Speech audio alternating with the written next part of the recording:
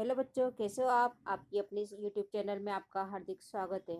मैं क्षत्रिय वर्षा आज कक्षा 8 काव्य नंबर 3 मत बांटो इंसान को का स्वाध्याय अभ्यास समझाऊंगी। बच्चों, इससे पहले की वीडियो में हमने इसका भावार्थ देखा। आज हम इसका स्वाध्याय अभ्यास देखेंगे। अभ्यास में प्रश्न नंबर 1 का एक है, इंसान को बांटने का क्या अर्थ है? उसका उत्तर है, इंसान को बांटने का अर्थ है कि इंसान को उसके धर्म, जाति, अमीरी गरीबी, रंग भेद या ऊंच नीच के आधार पर, सीमाओं के आधार पर बंटवारा करना। जब इंसान को उसकी इंसानियत से न पहचान कर किसी संप्रदाय या देश की सीमाओं से पहचानते हो तो उसे इंसान को बांटना कहते हैं। प्रश्न नंबर 2, लोगों ने भगवान को किस प्रकार बांट लिया है? उत्तर देखेंगे। लोगों ने भगवान को मंदिर, मस्जिद, गिरजाघर के नाम पर भगवान को बांट लिया है। हिंदू अपने ईश्वर को भगवान कहकर मंदिर में पूजा अर्चना करते हैं। मुस्लिम अल्लाह कहकर मस्जिद में जाकर इबादत करते हैं। ईसाई चर्च में जाकर गॉड कहकर प्रार्थना करते हैं। तो जैन लोग जिनालय में जाकर पूजा करते हैं। सिख गुरुद्वारे में जाकर वाहे गुरु कहकर माथा टेकते हैं। इस तरह सभी संप्रदाय के लोगों ने अपने अपने भगवान के नाम लेकर, धार्मिक स्थल देकर, अपने अपने धर्म में बांधकर भगवान को बांट लिया है। प्रश्न नंबर 3, चट्टानों की प्यास कैसे बुझाई जा सकती है? इसका उत्तर देखेंगे। जिन इंसानों का मन असमानता के कारण चट्टान की तरह कठोर हो गया है, जिसका मन असमानता के कारण जल रहा है, ऐसे प्यासे मन को समानता रूपी प्यार का जल देंगे, तब चट्टानों की प्यास बुझाई जा सकती है। बच्चों, अभ्यास का प्रश्न नंबर 2 देखेंगे। इस काव्य को आरोह अवरोह के साथ गाइए तथा समूह गान कीजिए। बच्चों, अभी कोरोना महामारी के कारण आप अपने अपने घर में पढ़ाई कर रहे हो, इस कारण आप समूह गान नहीं कर सकते, लेकिन आप कविता को याद करिए और उसे अपनी नोट में सुंदर अक्षरों में लिखिए। प्रश्न नंबर 3, निम्नलिखित काव्य पंक्ति का भावार्थ बताइए। अभी राह तो शुरू हुई है, मंजिल बैठी दूर है, उजियारा महलों में बंदी, हर दीपक मजबूर है। बच्चों, ये काव्य का भावार्थ मैं आपको पहले समझा चुकी हूँ, फिर भी इसे हम दोबारा देखते हैं। प्रस्तुत काव्य के कवि समाज में हो रहे भेदभाव, आर्थिक असमानता को व्यक्त करते हुए कहते हैं कि समानता का भाव जागृत करने की शुरुआत हुई है। समानता रूपी मंजिल तो बहुत दूर है, क्योंकि आज भी बिजली का प्रकाश अमीर लोगों के महलों में बंद है। आज भी गरीब लोगों के घर तक बिजली का प्रकाश नहीं पहुंचा है, जिसके कारण गरीब आज भी अपनी झोपड़ी में दीपक जलाने को मजबूर है। बच्चों, मेरी वीडियो आपको अगर पसंद आए तो इसे लाइक शेयर और सब्सक्राइब करेगा। बाजू में आइकन बटन दिया गया है, उसे प्रेस करना ना भूलिएगा। स्वाध्याय देखते हैं। स्वाध्याय में प्रश्न नंबर 1 का 1 देखते हैं। कविता के अनुसार अब तक किन चीज़ों का बंटवारा हो चुका है? उसका उत्तर है, कविता के अनुसार अब तक इंसान ने मंदिर, मस्जिद, गिरजाघर के नाम पर भगवान को, सीमाओं के आधार पर धरती, आकाश और सागर को बांट लिया है, लेकिन अब वह इंसान से इंसान को बांटने की तैयारी कर रहा है। प्रश्न नंबर 2, किसकी मुस्कान को कोई रोंद नहीं पाएगा? उसका उत्तर है, मौसम की मुस्कान को कोई रोंद नहीं पाएगा। प्रश्न नंबर 3, हरी भरी धरती को कौन सी परिस्थितियां रेगिस्तान में बदल सकती हैं? उसका उत्तर देखेंगे। हमारे समाज में धर्म, जाति, रंग भेद, आर्थिक असमानता के कारण जो मतभेद हो रहे हैं, उसके कारण घर परिवार में, हमारे देश में कलह बढ़ता जाएगा, जिसके फलस्वरूप युद्ध का वातावरण हो जाएगा।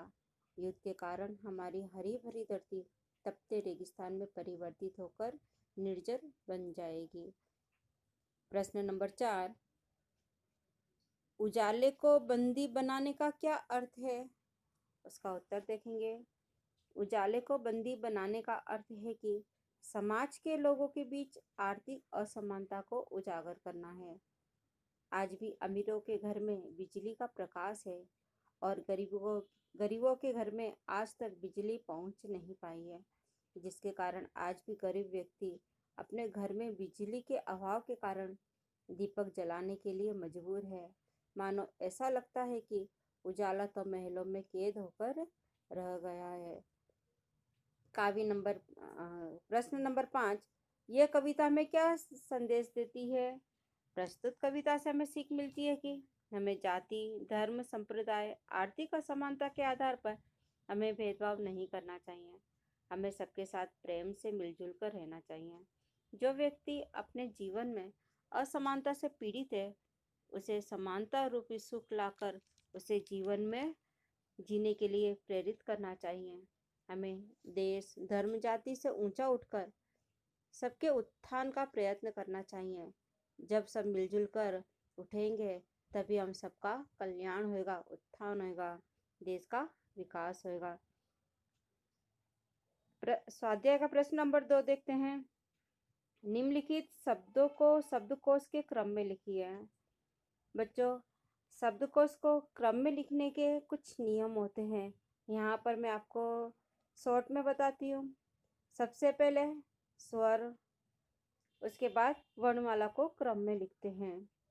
स्वर की शुरुआत अ आ इ ई से होती है, लेकिन शब्दकोश को जब क्रम में लिखते हैं तो उसकी शुरुआत अनुस्वार और अनुनासिक से होती है। यहाँ पर शब्दकोश को देखेंगे। प्यासी, आंगन, सागर, इंसान, वितान, ऊपर, रेगिस्तान, मंजिल, घाटी, गिरिजाघर, मुस्कान, चट्टान, उदास, बंदी। अब इसको शब्दकोश को क्रम में देखते हैं। आंगन, उसके बाद इंसान, उदास, ऊपर, गिरिजाघर, घाटी, चट्टान, प्यासी, बंदी, मंजिल, मुस्कान, रेगिस्तान, वितान और सागर।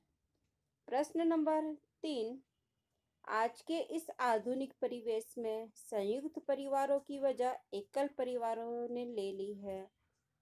एकल परिवार के पक्ष विपक्ष पर कक्षा में चर्चा कीजिए। उसका उत्तर आपको मैं बताती हूँ। आज समाज में संयुक्त परिवार में कलह के साथ साथ मतभेद बढ़ने के कारण ये आशीर्वाद के स्थान पर बंधन रूप बन गया है, जिसके फलस्वरूप आज समाज के लोग एकल या सिंगल परिवार की ओर बढ़ रहे हैं। जिस तरह एक सिक्के के दो पहलू होते हैं, उसी तरह एकल परिवार के लाभ के साथ साथ हानि भी है। एकल परिवार में परिवार के लोगों को स्वतंत्रता मिलने के कारण घर का वातावरण खुशनुमा होता है। एकल परिवार में सुख, शांति, समानता, स्व विकास के साथ साथ आनंद, उत्साह बना रहता है। एकल परिवार में माता पिता दोनों सर्विस करने के कारण बालक घर में अकेला रहता है, जिससे वह स्वाध्यायी और स्वनिर्भर बनता है। उसे खेलने व पढ़ने की स्वतंत्रता मिलती है, जिससे उसका शारीरिक व बौद्धिक विकास होता है। इसके विपरीत एकल परिवार होने के कारण कई बार इस परिवार को नुकसान का मुख देखना पड़ता है। संयुक्त परिवार में बालक सबके साथ हिलमिल कर रहता है। एक दूसरे की मदद करने की, सहयोग करने की भावना जागृत होती है। बालक बड़ों का मान सम्मान, आदर सत्कार करना सीखता है। समाज में सबके साथ रहना सीखता है। बच्चों को अपने बुजुर्गों का, बड़ों का प्यार मिलने के कारण बालक मानसिक शांति अनुभव करता है। साथ ही जब परिवार पर या परिवार के किसी एक सदस्य पर कोई आपत्ति या संकट आता है, तो इस आपदा के सामने किस तरह डटे रहना है, किस तरह इस मुसीबत से लड़ते हुए उस पर विजय प्राप्त करना है, सीखता है।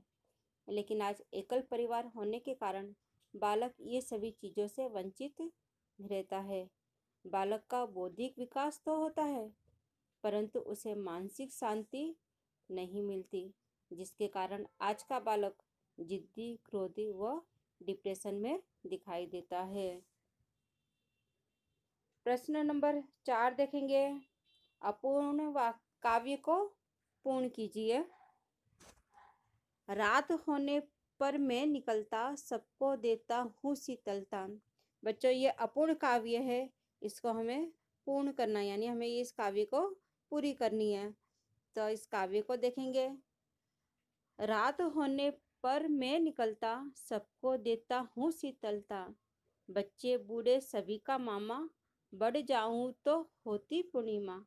तारे हैं मेरे दोस्त, तारे हैं मेरे दोस्त खास, यदि गैर हाजिर हो तो अमास। बच्चों, ये आपका स्वाध्याय अभ्यास यहाँ पर पूरा हुआ।